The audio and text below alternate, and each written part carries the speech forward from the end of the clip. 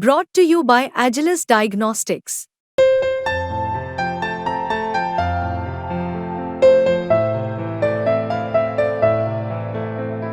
Agilus Diagnostics. नमस्कार दोस्तों, आप क्राइम तक देख रहे हैं। बात करते हैं कोलकाता मामले की। कल भी मैंने कोलकाता पर ही वीडियो बनाई थी, आज इसमें थोड़ा और अपडेट सामने आ रहा है। 4 पॉइंट में मैं आपको कुछ चीजें समझाने की कोशिश करूंगा। सबसे पहले जो एक बयान सामने आया है संदीप घोष का।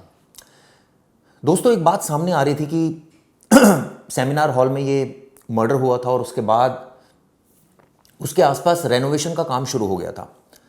तो आखिर इतनी क्या जल्दी थी कि रेनोवेशन का काम जो है वो शुरू हो गया।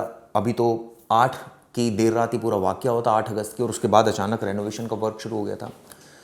तो जांच में ये बात सामने आई है, जो सीबीआई ने सबूत बटोरे हैं, कि ये जो आदेश दिया था, ये आदेश दिया था खुद संदीप घोष ने, और बाकायदा एक लेटर इससे संबंधित सीबीआई को मिला है, जिसमें पब्लिक वर्क्स डिपार्टमेंट को ये लेटर भेजा गया था और संदीप घोष की तरफ से ये गुजारिश की गई थी कि वो रेनोवेशन का काम शुरू करे। कहने का मतलब ये बहुत क्लियर कट है कि रेनोवेशन के काम को स्टार्ट करने की जो जिम्मेदारी जो कहा गया था वो संदीप घोष के द्वारा कहा गया था। यानी सवाल ये उठता है कि आखिर इसकी क्या जरूरत थी जब इतना बड़ा वाकया हो गया, और अभी तो इन्वेस्टिगेशन चल रही थी। दूसरा, ईडी ने अब जांच शुरू कर दी है। संदीप घोष के ऊपर एक तरह से कहा जाए शिकंजा लगातार कस रहा है। पीएमएलए के तहत मामला दर्ज किया है। वित्तीय अनियमितताओं का मामला है। दोस्तों, मैं आपको बहुत क्लियर कर दूं, अभी तक करप्शन से संबंधित जो एफआईआर सीबीआई ने दर्ज की है उसकी जांच की जा रही है। उसमें अरेस्ट भी किया गया संदीप घोष को। लेकिन इस केस में जो सबसे अहम चीज थी वो ये थी कि क्या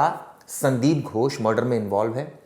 दूसरा सवाल यह था, क्या उन्होंने इस मामले में लीपापोती की, क्या उन्होंने सबूतों से छेड़छाड़ की, क्यों पुलिस को इतना देर से इन्फॉर्म किया गया। ऐसे तमाम सवाल थे जो खड़े हुए, और इसकी जांच जब शुरू हुई, करीब जैसे मैंने बताया था कि 8 तारीख की अल सुबह, यानी कि 9 तारीख की हम कह सकते हैं, करीब 4 साढ़े 4 के आसपास ये वाकया हुआ था। उसके बाद करीब 7 बजे के आसपास डॉक्टर को पता लगा था, यानी प्रिंसिपल को, और करीब 10 बजे के आसपास पुलिस को इन्फॉर्मेशन गई थी। यानी कि 2-3 घंटे क्या करते रहे डॉक्टर, क्यों पुलिस को टाइमली इन्फॉर्म नहीं किया। सीबीआई की जांच अभी इस दिशा में चल रही है। पॉलीग्राफ टेस्ट भी हुआ है, तो हो सकता है कि आने वाले वक्त में कुछ और कार्रवाई हो। लेकिन अभी तक सीबीआई को ऐसा लगता है कि जो सबूत अभी एक तरह से इस केस को अगर साइड में रख दे तो वित्तीय अनियमितताओं का मामला जरूर चल रहा है। क्या आने वाले वक्त में संदीप घोष को बुक किया जाएगा, इन तमाम चीजों में यह देखना दिलचस्प होगा। इसके अलावा एक और बड़ी खबर इस पूरे मामले में जो सामने आई है वो आई है, जो नेता प्रतिपक्ष है पश्चिम बंगाल में, शिवेंदु अधिकारी, उन्होंने साफ साफ कहा है कि इसमें सीधी सीधी गलती पुलिस कमिश्नर की है। यानी कि जो उस वक्त यहां के पुलिस कमिश्नर थे कोलकाता के, उनकी जवाबदेही तय होनी चाहिए। क्यों? क्योंकि उनको ये कहा गया कि विनीत गोयल उस समय पुलिस कमिश्नर थे। इस पूरे मामले में उनका कहना है कि उनके जो मेडल्स उनको मिले हैं, 2 मेडल उनको दिए गए हैं, प्रेसिडेंट पुलिस मेडल दिया गया है, पुलिस मेडल दिया गया, वो वापस ले लेने चाहिए। ये उन्होंने एक लेटर लिखा है गृह मंत्री को और ये गुजारिश की है। लेकिन सवाल ये उठता है कि क्या वाकई इस पूरे मामले में पुलिस की गलती हुई। देखिए, अदालत भी इस मामले को इशारा कर चुकी है और कहीं ना कहीं कई सवाल पूछे थे। मुझे अच्छी तरह याद है, जब इस मामले की सुनवाई हो रही थी, कपिल सिब्बल जो एडवोकेट थे सीबीआई के, उनसे पूछा था कि आखिर इस मामले में शुरुआत में जब पहली बार दिखा कि बच्ची के साथ घटना हुई है तो अननेचुरल डेथ क्यों लिखा। चलिए, पुलिस ने उसको जस्टिफाई किया कि इस तरह के केसेस में लिखे जाते हैं। ये पूछा गया कि फिर एफआईआर इतनी लेट क्यों दर्ज हुई इस पूरे मामले में। एफआईआर तो टाइम से होनी चाहिए थी। पोस्टमार्टम जो है वो कंडक्ट हुआ, उसके बाद बॉडी हैंडओवर कर दी गई थी उसी रात को परिवार की तरफ से तमाम आरोप लगाए गए थे। पहला कि सुसाइड की थ्योरी बताई गई, दूसरा कई घंटों तक उनको बॉडी नहीं देखने दी गई, तीसरा वो बहुत जल्दबाजी में थे अंतिम संस्कार करने की पुलिस की, आप जल्दी जल्दी कीजिए, चौथा इस पूरे मामले में जो बहुत ज्यादा संदेह पैदा करता है वो करता है कि रिश्वत की पेशकश की गई थी। हालांकि अब परिवार का मैं एक स्टेटमेंट और देख रहा था, हालांकि वो डिनाई कर रहे हैं, लेकिन कल एक और बयान आया था जिसमें उन्होंने इस बात को एक्सेप्ट किया था कि रिश्वत की पेशकश की गई थी। तो इसकी जांच होनी चाहिए कि सच्चाई क्या है। दूसरा, जहां तक बात है जो शिवेंदु अधिकारी ने जैसे कही है विनीत गोयल के बारे में, जो आईपीएस हैं 1994 बैच के, उनको हटाने की मांग की है। तो दोस्तों, आप क्या मानते हैं, क्या इस मामले में वाकई पुलिस से गलती हुई? एक दूसरे सेंस में देखें तो एक घटना हुई जिसमें पुलिस पहुंची, पुलिस ने मुकदमा दर्ज किया, पुलिस ने आरोपी को गिरफ्तार किया और इसके बाद मामला सीबीआई को चला गया। लेकिन क्या इस मामले में लीपापोती हुई पुलिस की, ये सवाल मैं आपसे पूछ रहा हूं। हालांकि कोर्ट ने इस बाबत जब पूरी सुनवाई हुई तो कोर्ट ने भी माना था लीपापोती हुई। तो फिर सवाल ये उठता है कि जिसकी गलती उसको सजा क्यों नहीं मिली, क्यों पुलिस अधिकारियों को सजा नहीं मिली। क्या हो सकता है आने वाले वक्त में मिलेगी या नहीं, ये देखने वाली बात होगी, क्योंकि सीबीआई पूरे मामले की इन्वेस्टिगेशन कर रही है। इसमें दो चीजें जो एकदम डिफरेंट है वो ये है कि ना तो अभी तक एक पुलिस वाला, कोई भी कोलकाता पुलिस का अरेस्ट किया गया सीबीआई के द्वारा जिसमें यह पाया गया हो कि पुलिस की तरफ से लापरवाही हुई। दूसरा, पुलिस कमिश्नर को भी नहीं हटाया गया। तीसरा, जो संदीप घोष इस पूरे मामले में एक्यूज्ड, जो वित्तीय अनियमितताओं के तहत उनको बुक किया गया है, अभी तक सीबीआई ने उनको गिरफ्तार नहीं किया और यह भी नहीं कहा कि सबूतों से उन्होंने कोई छेड़छाड़ की, डिले क्यों किया, क्या वो डर गए थे, क्या डिस्कस कर रहे थे, कोई मीटिंग चल रही थी, क्यों पुलिस को जब एक डेड बॉडी आपको नज़र आ गई, एक बच्ची मर गई है, आपको इमीडिएटली पुलिस को इन्फॉर्म करना चाहिए था। रेनोवेशन का काम क्यों आपने अगले दिन शुरू कर दिया। ऐसे तमाम सवाल थे जो पुलिस और सीबीआई अब लगातार पूछ रही है। लेकिन यह भी एक फैक्ट है कि इतना सब हो जाने के बावजूद अभी तक इनको इन सेक्शंस के तहत ना तो अरेस्ट किया है, ना ये कहा है सीबीआई ने ऑफिशियली ऑन रिकॉर्ड कहीं भी कि ये इसके लिए दोषी है। डॉक्टर की बात कर रहा हूं, दूसरी बात कर रहा हूं कोलकाता पुलिस की। हालांकि अदालत ने जरूर टिप्पणी करी इसके ऊपर, ये हम सबको पता है। तो ये देखने वाली बात होगी कि आने वाले वक्त में इसमें क्या होता है। जहां तक बात है नेता प्रतिपक्ष की यानी शिवेंदु अधिकारी की, उन्होंने तो साफ साफ कह दिया कि विनीत गोयल जैसे अधिकारी को हटा देना चाहिए।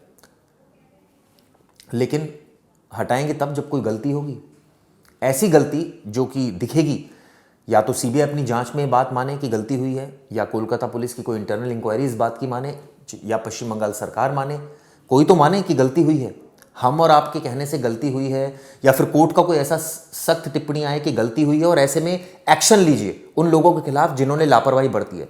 क्यों अभी तक ये कार्रवाई नहीं हुई है, मैं ये सवाल पूछना चाहता हूँ।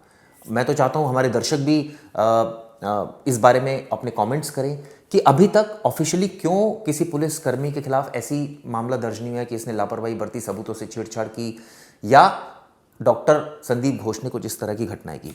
चौथा, इसमें जो परिवार का एलिगेशन था जो मैंने आपको बताया, यानी कि इन तमाम पहलुओं पर अभी जांच चल रही है और जब तक जांच नहीं होती तब तक कुछ नहीं कहा जा सकता।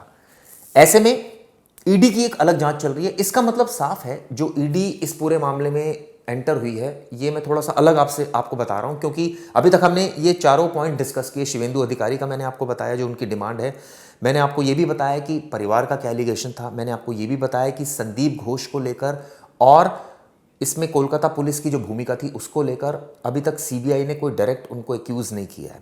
हाँ, वित्तीय अनियमितताओं के केस में जरूर किया है संदीप घोष को। अब मैं वित्तीय अनियमितताओं वाले केस पर आता हूं। उस केस में लगातार जांच आगे बढ़ रही है, लेकिन इसमें एक और बड़ा डेवलपमेंट हुआ है। वो ये हुआ है कि अब इस पूरे मामले को लेकर ईडी इन्वेस्टिगेशन शुरू कर दिया। दोस्तों, आपको पता है ईडी किसी मामले में तभी आती है जब ऐसा लगता है कि मनी ट्रेल हुआ है और बड़े इलीगल मीन से वो मनी ट्रेल हुआ है और बहुत बड़े पैमाने पर हुआ है। तो अब इस बात की जांच होगी कि जब वो डॉक्टर जब वो थे जब से और अब तक क्या क्या वित्तीय अनियमितता हुई है। क्या मेडिकल वेस्ट, जो कि हम शुरुआत में जान रहे थे कि अभी मेडिकल वेस्ट को लेकर वित्तीय अनियमितता हुई है, या कुछ खास लोगों को ठेका दिया जा रहा था वहाँ पर मेडिकल इक्विपमेंट खरीदने के लिए, या चूंकि सरकार में वो एक अहम ओहदे पर थे तो नेचुरली टेंडर प्रोसेस होता होगा। सरकारी अस्पताल है, बहुत सारी चीज़ें आती है सरकारी अस्पताल में, तो कौन कौन ऐसे उनके वेंडर्स थे जिनको ये देते थे और क्यों देते थे उनको, ये सारी हिस्ट्री अब खंगाली जाएगी ताकि उससे और स्थिति साफ होगी कि क्या वाकई इस मामले में संदीप घोष जो है वो उनके खिलाफ क्या क्या सबूत आते हैं। लेकिन इतना साफ है जो अभी तक समझ में आ रहा है कि एक सेंस में सीबीआई ने जांच शुरू कर दी और दूसरे सेंस में अब ईडी ने भी कर दिया। तो यानी दाल में तो कुछ काला है, इसमें कोई दो राय नहीं है। और ये भी बात साफ है जो शुरुआती तौर पर ऐसा लग रहा है कि संदीप घोष की मुश्किलें बढ़ती जा रही क्योंकि सबूत बहुत ज़्यादा वित्तीय अनियमितताओं के मिले हैं। तो मैंने आपको 4 पॉइंट बताए थे शुरुआत में, अलग अलग तरीके से उनको समझाने की कोशिश की थी और वित्तीय अनियमितताओं का केस समझाया।